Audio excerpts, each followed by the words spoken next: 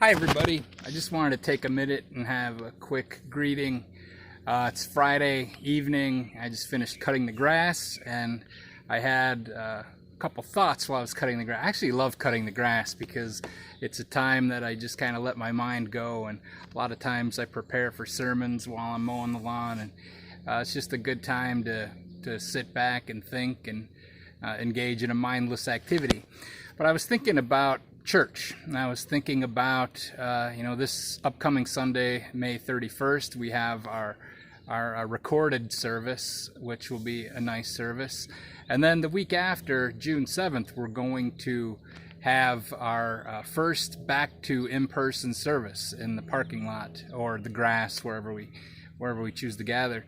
But I've been thinking a lot about this, and the decision to do this did not come easy.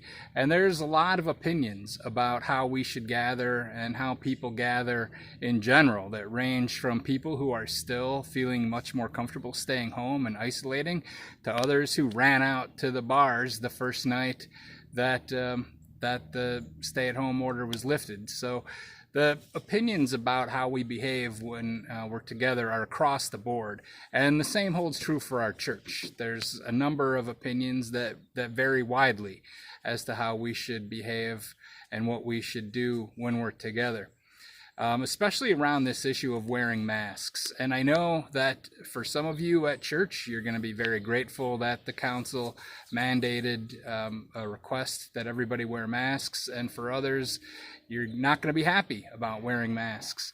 But I just want to put this thought in your minds as we look ahead. In Paul's letter to the Corinthians, 1 Corinthians chapter 8, verse 9, Paul writes, "Do not let your freedoms that you exercise become a stumbling block to others in the faith."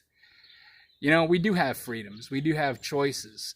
But if our choices become stumbling blocks to others who are at church, then it's going to be a problem.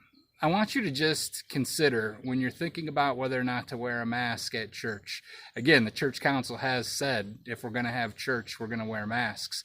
But, instead of thinking about it as maybe, well, I've got a right to do this or not, I want you to just think about maybe one of the older people at our church whose health is already compromised, who is fearful enough stepping out their door to come back to church, sitting there and seeing people without masks on, not knowing probably who they are, not knowing where they've been, not knowing the people they've encountered, and instead of being able to worship comfortably, are going to be worried about the possibility of the virus.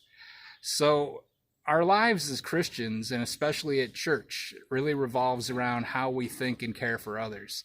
So I'd just like you to ponder that. I'm not trying to manipulate your thoughts or feelings about this, but I just want you to really think about what the Christian attitude is towards our freedom in Christ. We have freedoms in every area of life as free people of God.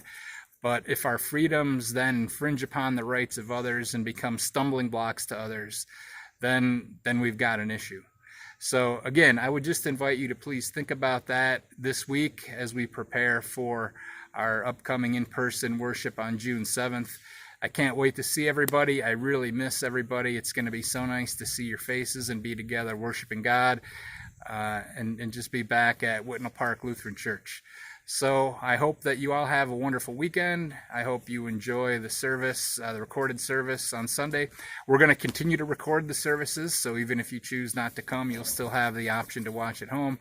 But again, just please consider what I've said tonight, and God bless you, and can't wait to see you in a little over a week. God bless. Bye-bye.